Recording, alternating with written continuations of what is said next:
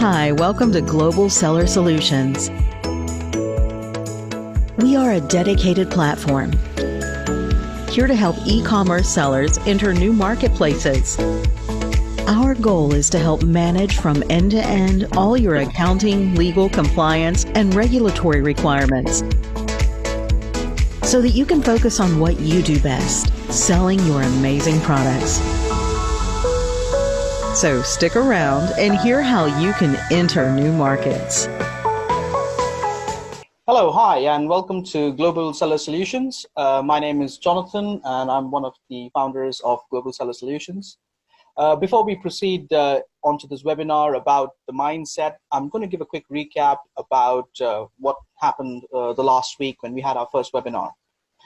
So as you can see on the screen, one of the key things is, as an emerging market, we were looking to enter in new markets. And one of the markets we were discussing and talking about was India. Why India? Because it's a very large population of 1.2 billion people. It's got a 1.1 trillion retail market by 2022. They're an English-speaking market. And most importantly, which a lot of people talk about, is it's got over, if not more, than 500 million mobile phone users, which is an important fact to keep in mind because 27% of purchases are made by mobile users over the last Jonathan, it's 500 million, you said, or 500,000? 500 million. Yes, okay. And 27% of purchases are made by mobile users as opposed to the 19% in the US. And that's because data in India is very cheap. The other things to keep in mind about the Indian market is it's a very fast growing market. It's highly regulated and protected. And Amazon India boasts a 65% repeat customer base. And of course, everyone knows about Flipkart. But another fact about it is it's actually owned by Walmart now, a purchase which took place sometime beginning of this year. Another very important thing to keep in mind about the Indian market is the sales and the seasons of sales. Unlike most companies, as you can see on the left side, we'd have your Black Fridays all the way to back to school events. Whereas in India, because of the size and the mixed population, you have so many more seasons. So literally every month, you could be having a variety of seasons that you could sell to a variety of people. And an example in case is what happened in October of 2019, which is just a couple of months back, one of the big seasons in India. Just e-commerce market alone made 3 billion USD, which is a lot of money. Now, also another thing we talked about at our last webinar, and most importantly, those of you that would like to know more, please feel free to visit, and you can see it on our Facebook page. More information about what we've been talking about, obviously in a lot more depth. One very key thing to keep in mind is ignoring the Indian marketplace now that it has become openable to foreign sellers to come in there is, one, the population size put together of all the other marketplaces like the UK, Europe, USA, and Canada. It's significantly bigger, 1.33 billion bigger. Online buyers, same concept. In places like the UK and Europe, you've got 331 million, 214 million in the US, and 9.2 million in Canada. And in India alone, it's close to 500,000. So what does that mean to a person like you? Potentially, if you're selling in countries already in other marketplaces on Amazon or other e-commerce platforms, your annual revenue, let's say, for example, in those countries is 300 million, 550. Looking at those ratios in those three different countries, in India alone, you'd be making 800, which taking a very modest profitability, if you look at it, of 20%, what you see is the opportunity lost is close to $160,000. And what that means is if your business is equivalent to 100%, if you're already selling in the other three marketplaces, adding India to your portfolio is an additional 51.61%, which is a lot. Another thing to keep in mind is why at the same time Indian market is so amazing, but you have to keep in mind that there is a lot of compliance and regulations around that. And that is because to protect the local markets as well as the interests of retailers in India. And what they have is a significant amount of legal, corporate, and taxes. A lot of paperwork, again, something if you do sign up with us, we take care of. And we can talk about more of that one-on-one later on. You can reach out to us directly. We'll be talking about that later down the slides. But now, coming back to why we are here for today's webinar, we're going to be talking about mindset. And I've got a little clip which is going to be played now. And this is a very famous brand called Kellogg's that sell globally, as you can imagine. And what we've got here is 4 different slides of them selling in the UK, in India, in the United States, and in Europe. And I'm going to play that for you so you can have a quick idea of the mindset Kellogg's has adopted when selling and localizing to these countries.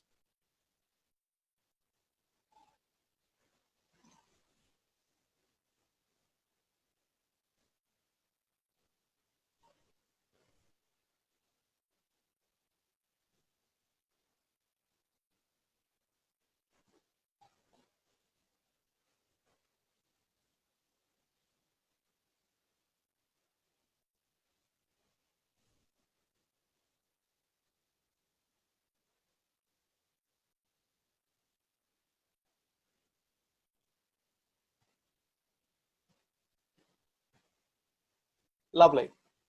As you can see from the various slides, that what you have come across is a variety of ways when marketing in these countries, they have adopted a specific mindset. And that is, you need to work and cater to your population. I'll now be handing over to Jasmine, who's going to talk to you a little about Made for India.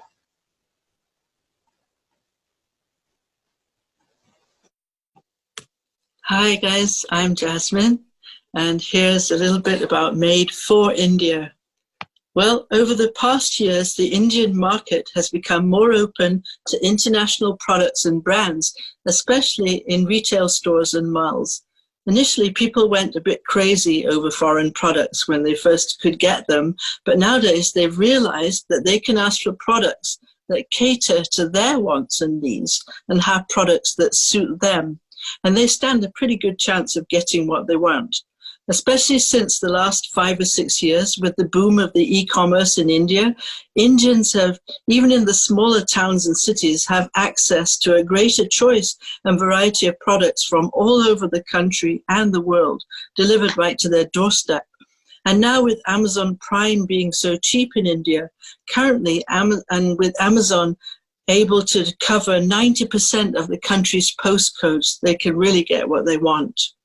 Nowadays, you'll find an increasing number of Made in India labels on products because people really like that. Of course, not all the products that we want to sell will have Made in India labeled on it, as we might be importing our products from abroad. But what we want to bring out here is the real need to understand India's wants and needs and sell products made for India. Food is perhaps the most culturally sensitive category. Hindus don't eat beef, Muslims don't eat pork, and a sizable percentage of the country doesn't eat meat at all. Take KFC, for example. The first foreign fast food company that came into India, it was KFC in 1995, and they did really badly in India. At the same time, Indian people were having a hard time adjusting to the whole idea of having Western fast food. And they thought the Western culture was going to harm their traditional foods.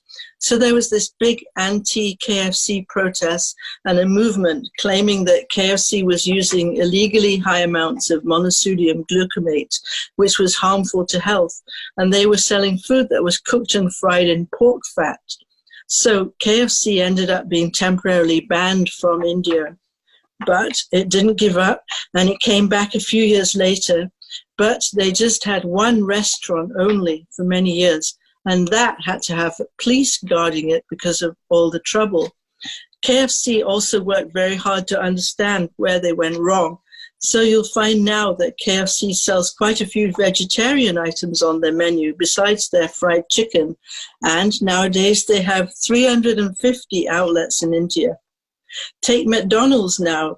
Now they sell beef burgers. And McDonald's set up in India in 1996, just 1 year after KFC. So they learned something from the KFC's mistakes. So they ditched the beef and the pork, and they introduced the chicken Maharaja Mac. And even more popular is the vegetarian makalu tiki, a burger made from potatoes and peas. And they've also added a mint mayonnaise to their burgers, which people really like.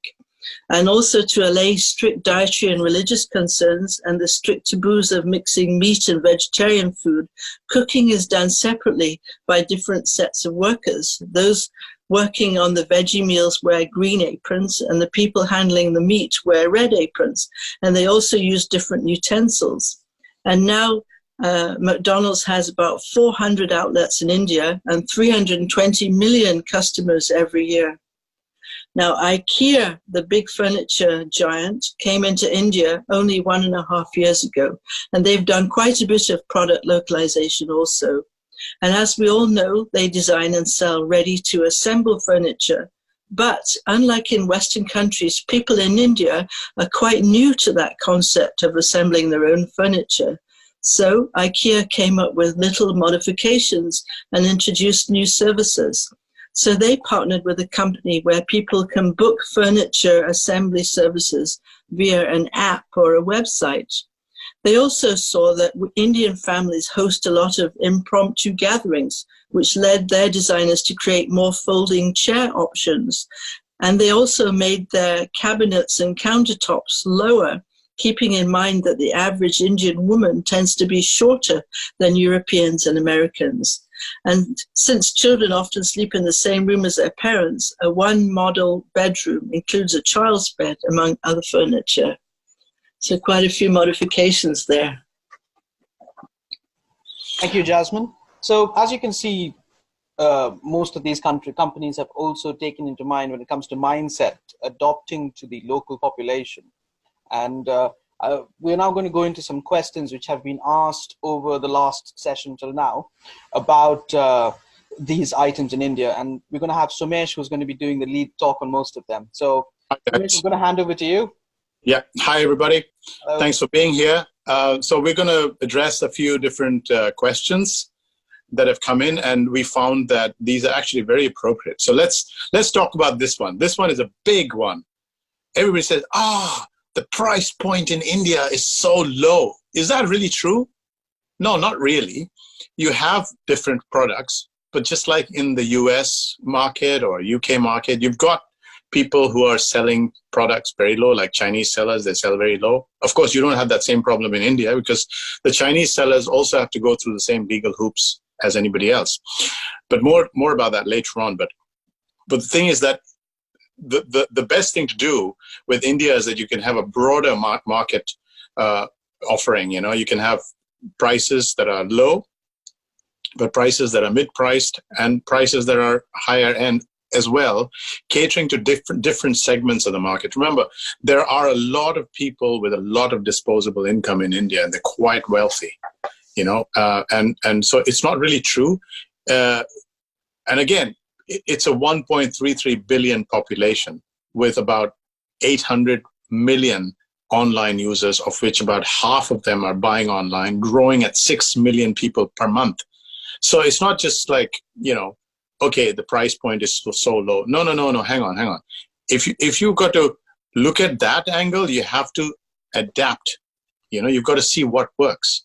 Just like these companies that Jasmine was talking about KFC and McDonald's and, you know, IKEA, they've been finding out all those things and they're becoming very successful. So yeah, so it just depends. And, you know, just like if you're selling ski products, you wouldn't necessarily try to market them on a beachfront. You have to adapt, and you can't just say, hey, you know, nobody buys ski products at the beach. Yeah, sure, they don't. But then you've got all those people who are hungry and waiting. There's an audience for you. What are you going to do with it? That's the question, right? Also, just to add a good point to that, Sumesh, you brought up is because of the internet usage and people being access to the international market, people now look for quality. That's right. And also they have gotten used to the exactly what Jonathan said. With Amazon and Flipkart both doing returns, easy returns, if you don't like something, you will just return it and get something else, which is better, right? So the thing is that people are getting used to being more quality conscious, and because they have access to so many more products, especially with e-commerce, so it's becoming a lot more, people are getting used to more choice. That's just the way it is. Yeah. Just moving on to the next question, which a lot of people have brought up over the last couple of weeks. And that is, I never hear of any big sellers on Amazon India or Flipkart. Now this is a very interesting one. Actually, believe it or not, we were also looking to find, because we just had a hard time finding some case studies and things like that. And we realized, and having been in India a lot and lived there, we know this is actually a cultural thing. Now, this is going to be very interesting for you.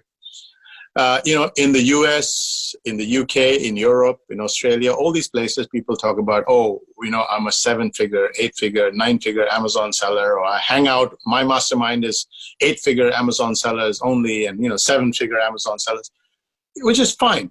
Okay, that's great. That's one way of doing it. But in India, they don't do that because it's considered very rude to brag about how much money you're making. So it's for a few reasons.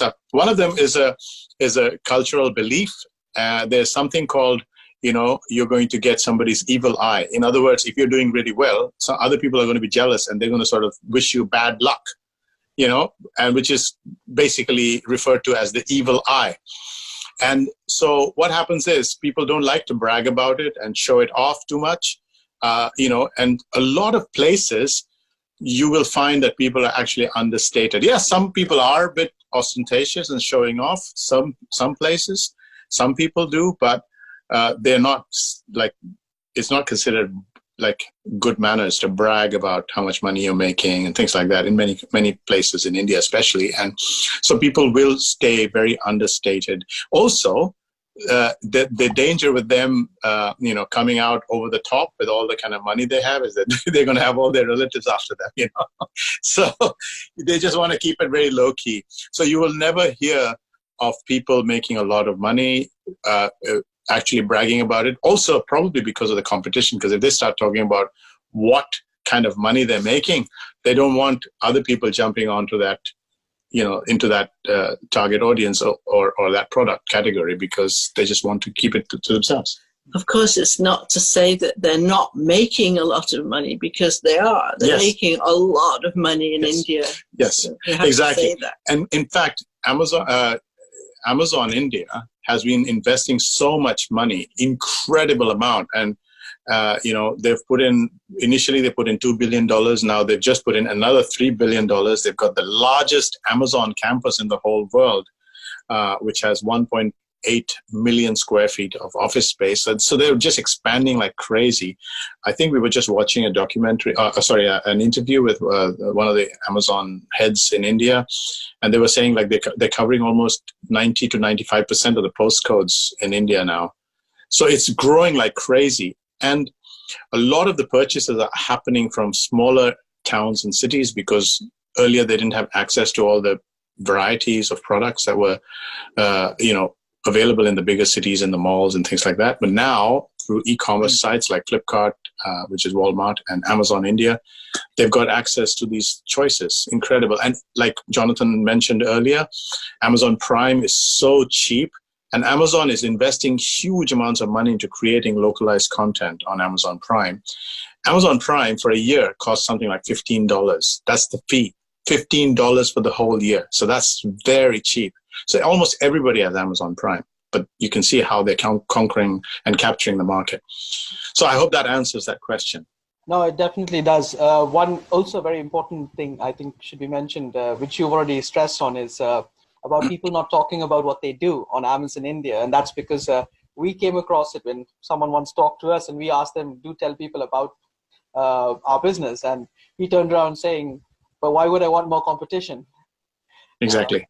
So the next question we have, which was also asked about, is what does it mean when you say localization for India? Right. So localization for India is very many different things. Now remember, India has about 22 regional languages, and 7 of them are considered main languages. Now, obviously, Amazon and Flipkart are just in English, and they might have some Hindi and some other local dialects here and there, but primarily they're in English. So if you're doing manuals for your products, it would be good to have some of the main languages covered.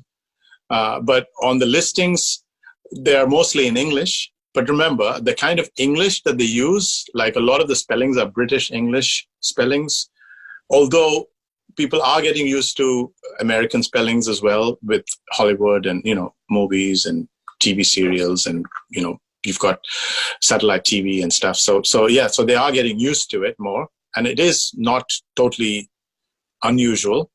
But yeah, just keep in mind. And then also things like, just to give you an example, certain terminology is, very foreign. Like, for example, if you in America or even in the UK, you say glasses for eyeglasses, but glasses in India, although people can, use the same meaning sometimes, but primarily glasses means, your glasses like wine glasses or, drink glasses and things like that.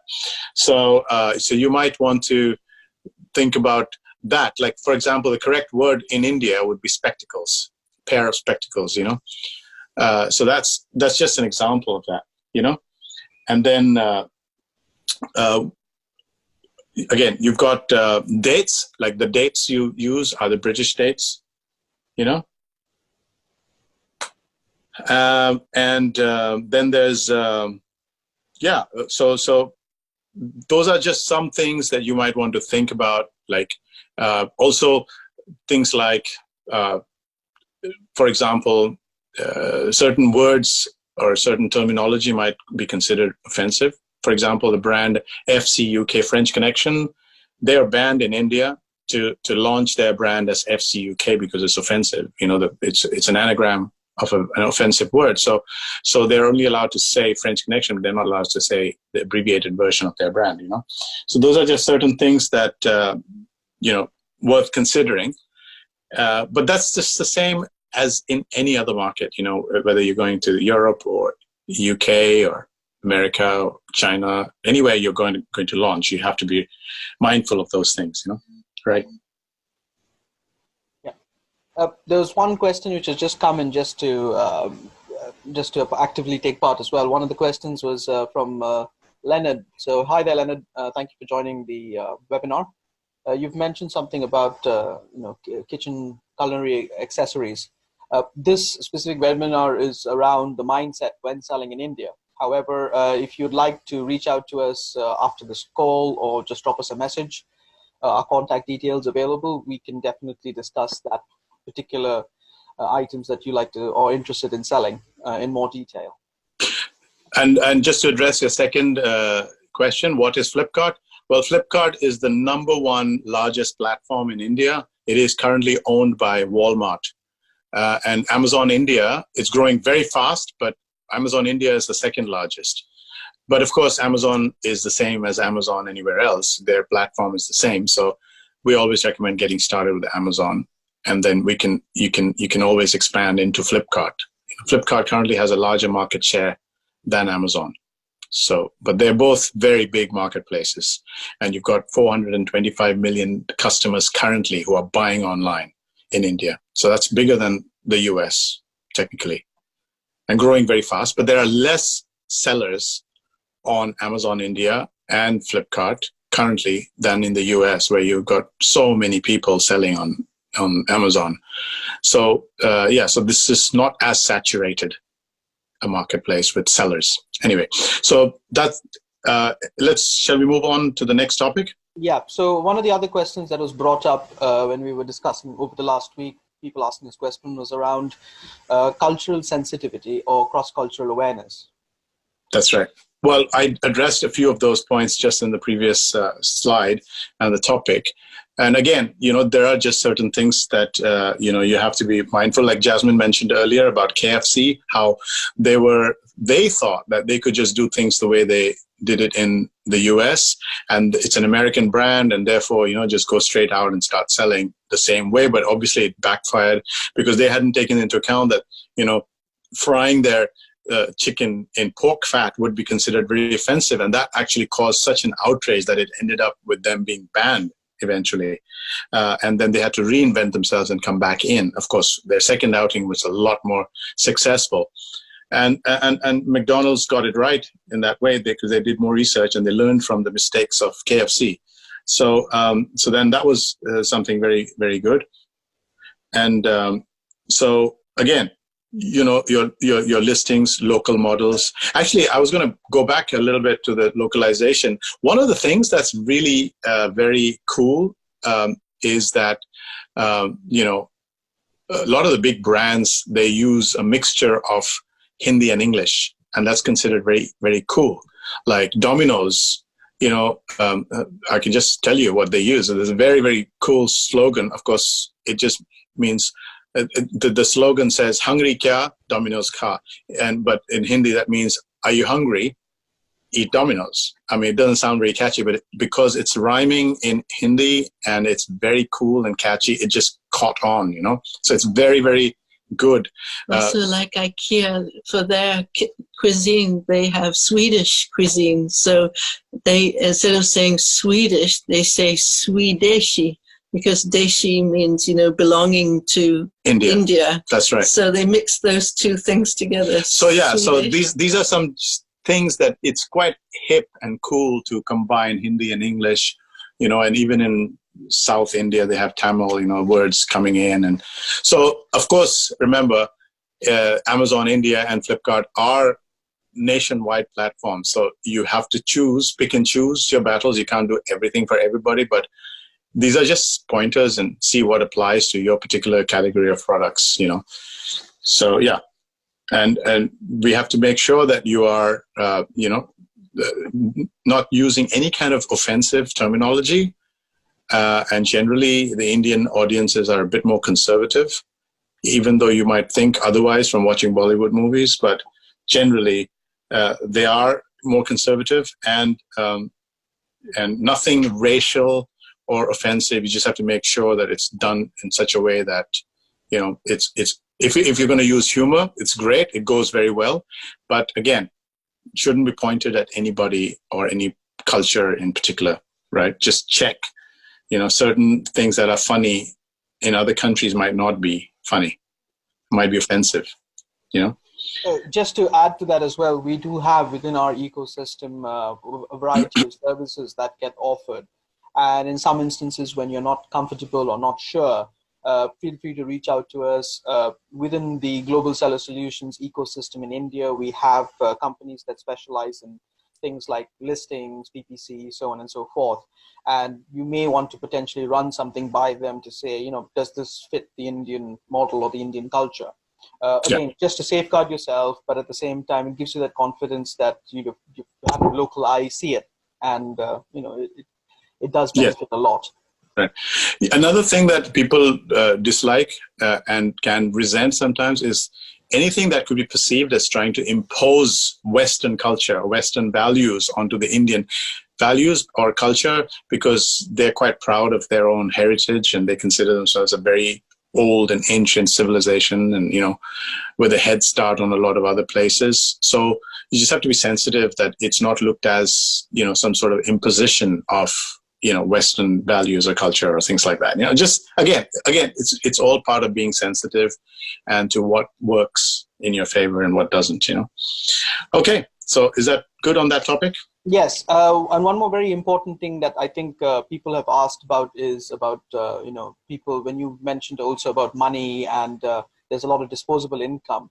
I think it's very important this is one question which we brought up to let everyone know. And that was basically around credit cards. Okay. So now this is again another cultural thing, but Indian society normally the firmly held belief, although things are changing, but it's still ingrained, is that don't live on borrowed money, and it's a bad thing to owe debts to people. So although credit cards are being used, but it's not as prevalent as maybe in the US or other parts of the world. And many people just buy on debit cards, or they have mobile payment solutions, which are all prepaid, preloaded wallets like Paytm, Google Pay, or even WhatsApp Pay, and different types of payment solutions instead of using credit cards, which is why Indian credit card companies offer a lot of points and loyalty bonuses, and they're trying to get more people onboard their credit platforms. But still, it is a social thing. Don't live beyond your means and things like that. And which is why one of the reasons why Flipkart and Amazon have been doing cash on delivery, which brings in much more trust, because they only pay when they get the products, and they have the right of refusal, obviously, because, they can return the goods if they don't want it. And people do use credit cards. They do. Yeah. It is growing. Like I said, and you have huge rewards for using them. We used to get lots of free clothing and meals and all kinds of things. We used to just, exactly. We used to just pay for our, a lot of subscriptions online using PayPal and things like that. And we would just get so many points, you could just go and cash them in for clothes at brand stores and things like that, or meals out. But the reward system is much higher in India, but that's only because they're trying to incentivize people adopting credit cards. So it's growing, but it's not like a lot of people don't have credit cards. So they use debit cards or mobile payment solutions or cash, So that's just something. So people are averse to being in debt. It's not a good thing, generally. So do we have any other questions? No, I think that's comes to the end. The goal of these webinars, just to let everyone know, is we try to keep it quick, concise, give away very particular information to give you an idea of what it means selling in the Asian subcontinent. And I'm sure many of you that are potentially selling in Japan and other countries like that are also coming across these nuances when selling your products or products you're potentially looking to sell in those marketplaces. We at Global Seller Solutions help you navigate those elements, not just the the cultural sensitivity part through our ecosystem, but as well as things like making sure that you meet all your regulatory and legal and taxation compliances of these local countries. And the reason why I'm highlighting India in particular is because though India has become very open and they want people from abroad to sell in their country, they've also put in very strict regulations and processes and procedures that have to be followed in order to make sure they're getting the right people in to prevent fraud or any other difficulties. Jonathan, just to jump in there a little bit, I guess one of the things with India is that, the beauty of it is that Amazon and Walmart, or Flipkart rather, they're not allowed to sell their own products in their own marketplaces, which is very important. This is very unique because they've done that. The Indian government's done that because it's to protect the small sellers, small retailers, because they would just come in and what they were doing is they were buying up huge quantities in the wholesale, market, or, they were just buying huge quantities at wholesale prices from vendors. And then they were reselling them to third-party sellers via their own platform to retail on their own websites again. That's crazy. So the Indian government got quite wise to that. And they said, sorry, you can choose. Either you be a marketplace facilitator, allowing other people to sell on your marketplace and take a commission, or you just be a seller. But you can't do both. Yeah. So, and then Amazon and Flipkart started acquiring companies that were selling on their platform, and they started buying up companies. So the Indian government got wise to that as well. And they said, sorry, don't try to be too smart. Okay, enough. You're only allowed to own 25% of another company that's actually selling on your platform.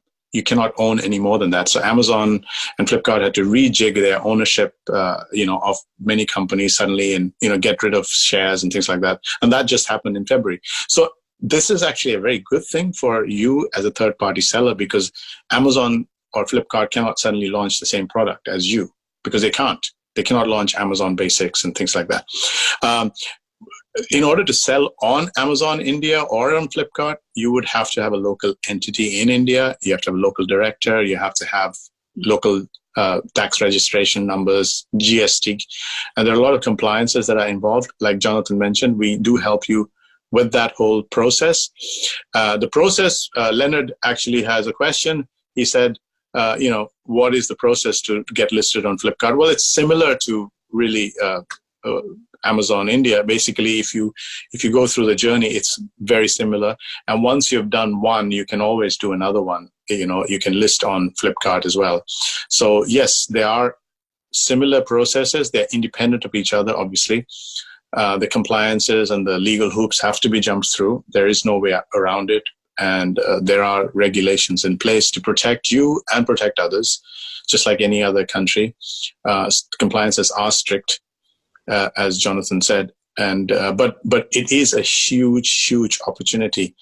As Jonathan said right at the beginning, he showed the slides, and you could grow potentially. I mean, of course, these are all with disclaimers. We don't guarantee that you will be successful. It all depends on you, but you could potentially increase the value of a business by 1.5x.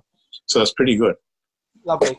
Sumesh, thank you very much. Jasmine, thank you very much for your time. Again, for those of you that are interested and are potentially interested in coming and potentially selling in India, do contact us at hello@globalsellersolutions.com.